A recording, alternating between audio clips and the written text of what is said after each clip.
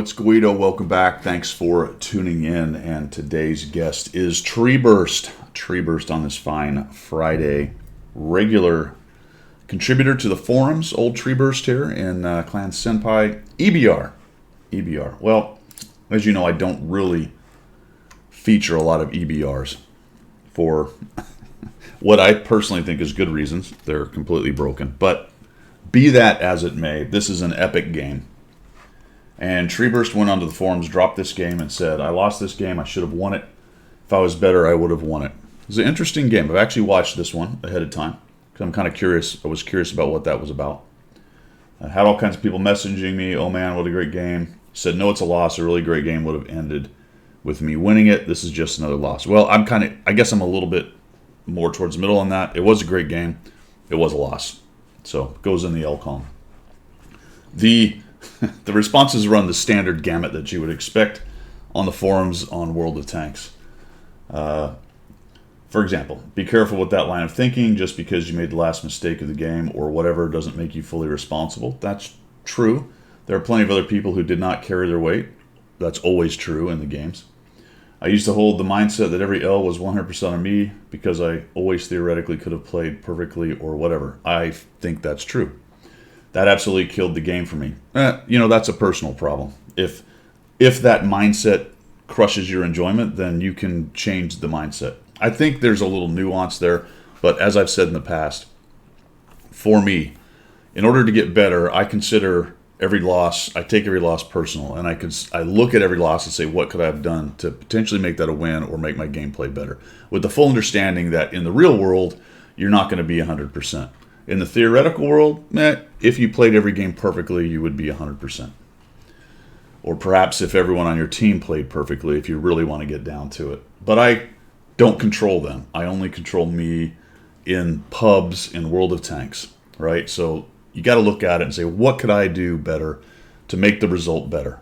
Whether it's just I want to do a little more damage, a little more assist, I'd like to get closer to winning. Or in a case like this game, we got down to the very end doing the right things to win the game. But was it? We're going to find out. We're going to find out on this. It's very, very interesting. But I thought the thread was interesting. And a lot, you got the other people come and say, it has nothing to do with you. It's completely RNG, all the random BS. But what I will say about that kind of stuff is, first of all, not stat shaming, but the majority of people with the idea that it has nothing to do with you and it's all random are generally bad players. Occasionally somebody has that mindset and they're pretty good, which surprises me a little bit. I kind of wonder how they got there. Maybe they're just gifted in playing pixel tanks. I don't know. It takes all kinds in the world. You can try to put everybody in a little box, but there's always going to be some bleed through and some unicorns and some interesting people who do things well despite having what is probably the completely wrong attitude. There you go. You know that guy, right? The guy who in high school hated everything, didn't want to do anything, but every time he did something, got all A's, or gal or whatever.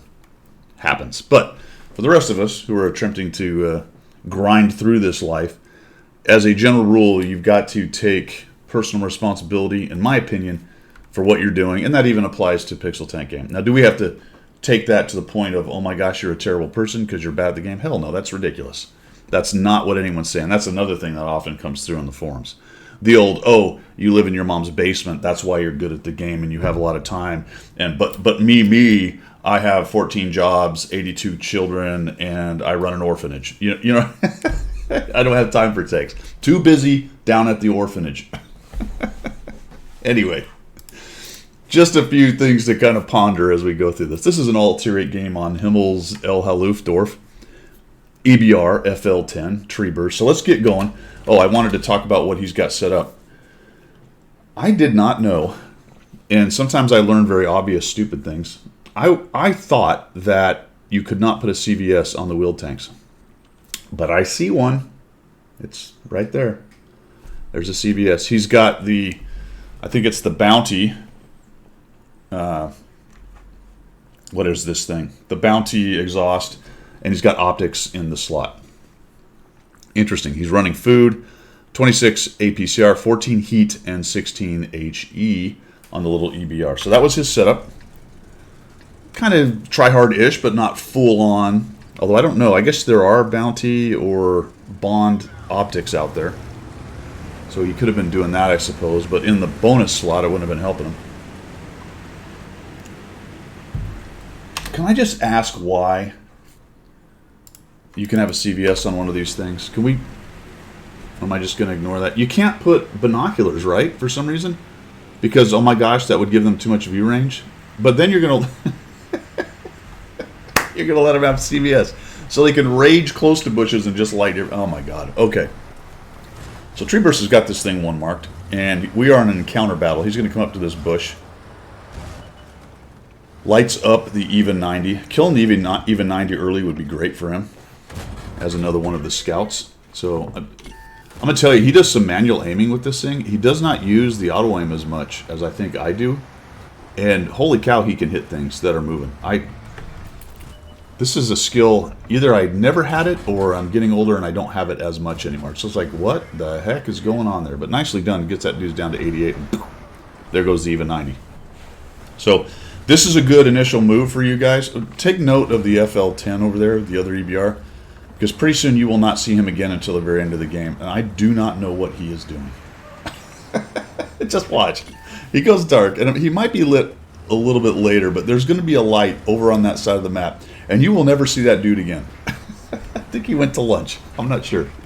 So, Tree Burst. I was going to call him Tree Beard. Can I call you Tree Beard? I like that better. Tree Beard. Tree Burst is going to work through the middle. This is a great tank for this. First of all, it's got great camo, so it can kind of move around the middle in open spots. Plus, there's a lot of little bushes and things down here to hide in anyway, which he's doing a nice job of using. So you guys who are thinking about how to scout this particular map, pay attention to how he runs from bush to bush. Later in the game, you're going to see some of it as well on his positioning and approaches to take guys out. Very important late game. So I'll try to mention it when we get there, but watch it because it's pretty epic and very well done. I'm giving it away a little bit, but this is a big game. All right, so the T-44 gets spotted. Looks like a proxy, I think, on that. He's just going to kind of come around. You will notice, as a general rule, he will get things lit and then bail. Right now, especially. Because everything has so many hit points. He doesn't really want to get into a knife fight or a brawl with things right now. Wants to find stuff, take cheeky, snipey shots if he can. Hit things if he's getting cornered and has to get some shots off. You know, say he's being chased. All right, there's the FL-10. So pretty soon he'll disappear and never to be seen again until the very end of the game. But you will notice that he's going to move from spot to spot and just try to figure out how to get that little gun into the game. So there, the T-44 is moving forward. That's a terrible place for a medium right there, guys. It seems like it's a good spot, and I see a lot of new players go to that. There's some corollaries to that over here on this side with those rocks. The problem is you just really can't go anywhere else. So if you get those nice side shots, then that's great. But the only way you get them is if the enemy team has already beaten one of your flanks, and it's just not a great spot. So you'll notice he's using the bushes. Look at this, just right. Ooh, pink. A couple shots into that guy, and he bails out. Gets lit, doesn't stick around. Now this is an autoloader, so you do have a significant amount of time before you can get back in the fight. You're just going to go here, go to cover, make them not think about them or disappear from them for a while. Get reloaded, and then pretty quickly he's right back into it. There's that FL-10 again. And that should be maybe the last. Nope, they get lit again. All right, working back through the bushes here. Everything's looking fairly copacetic. In fact, a slight advantage, although hit points looks like they're down. But there's going to be a slow bleed. What you're seeing over here in the northwest is something I see a lot. His team has kind of won the position battle, but is now fairly low hit points and pushing into the guys hold down and around the corner. And that gets rough, especially when you start having, let's say, a T-28 sitting up here, shooting across. Anytime you come up over this ridge, you're getting shredded. So you'll watch his team slowly lose over there, even though they're pushing. And I find that, as a general rule on this map, the first team to push there, not necessarily the first team to push, but if you don't set the conditions to push and you lose a whole bunch of hit points getting closer into them, you tend to lose. So this one, you really have to have kind of this attrition battle. So he's going to shoot some APCR at this guy. And I'm kind of surprised he didn't go to HE for the CDC right here. Maybe just didn't think about it, but the CDC does come up there and sort of cover up.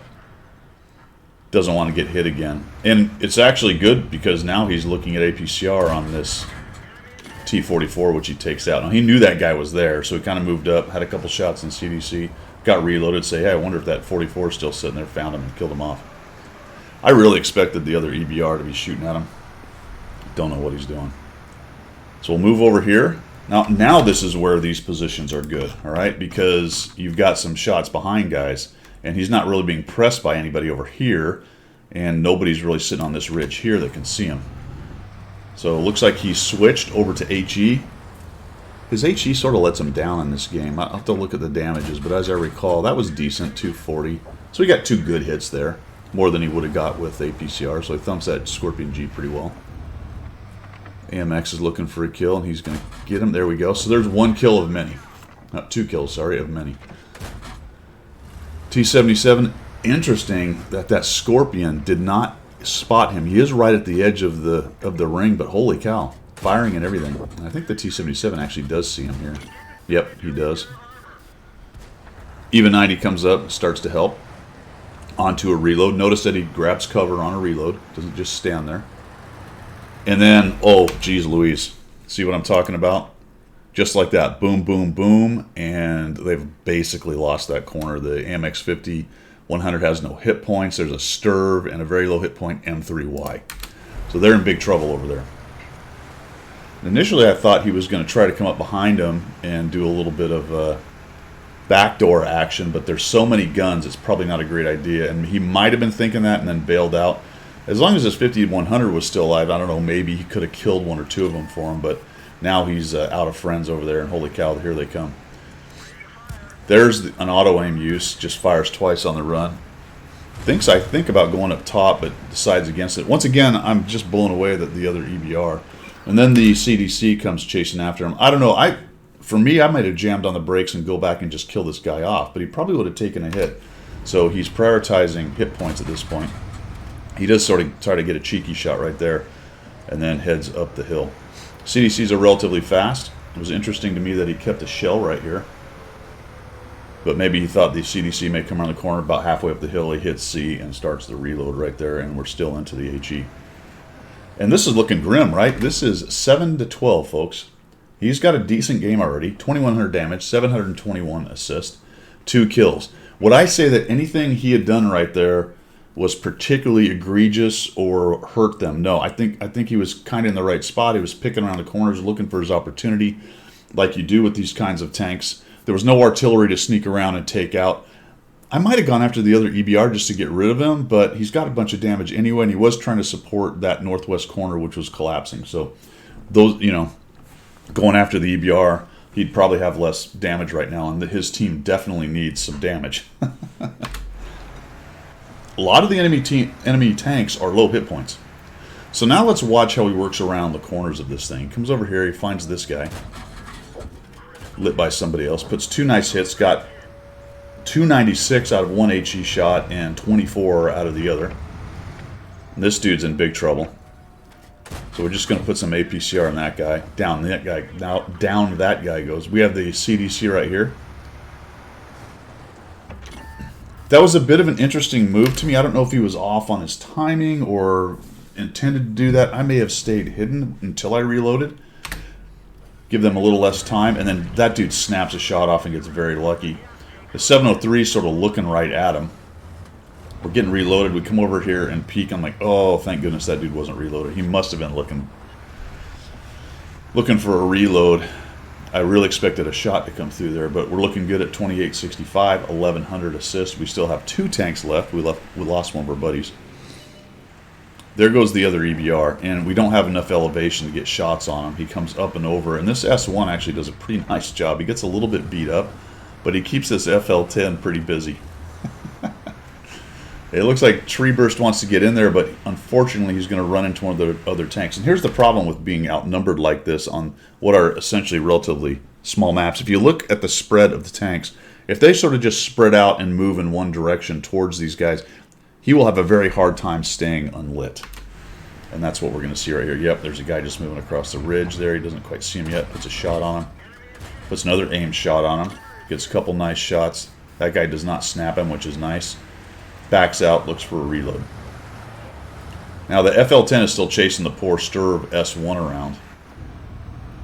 We almost get where we need to be, and we take a shot, but it misses. Ah. And then here comes the FL-10, zinging around the corner, and a really nice shot right here, just bap, takes him out. The S1 lives, but not for long. That was unfortunate. Unfortunate. It would have been really nice if we'd have been able to hit him on the first shot, but we're up to 3,300 damage and some change. We've got 5 kills, and now watch the approaches and what he does. First thing he needs to do is get away from the 703. Plus, who knows what else might be pushing up this way. I like this. Take the high ground, get up over here, see what you can find. He lights up the 703. Now, this is where we get into the overpowered nature of this tank. Let's take a look at what the heat shell is actually penetrating with. Is it 220?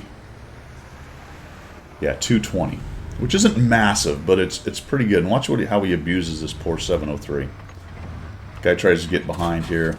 Take a quick snapshot there. Problem is he doesn't have a lot of time. Doesn't have a lot of time to mess around, so not a bad shot overall. We're going to come in here. He's sitting on APCR. He can't really find a green highlight. So instead of just plinking at him and praying, he's going to go to his heat and watch him just pick apart this dude's turret. So we're up above him. Boink. Oh, this poor 703. I mean, he just must be raging, right?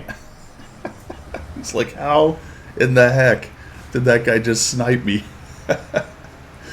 Now we're going to move across and around the edge. A guy jumped on cap. All right, good. That way we know where one of them is.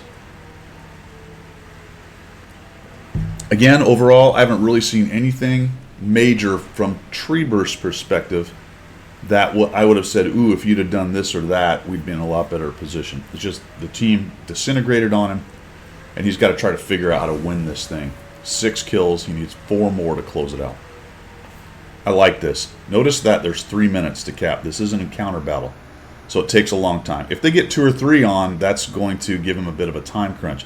But he changes completely the flank that he was on. Notice he saw the IS-6. I didn't mention that earlier.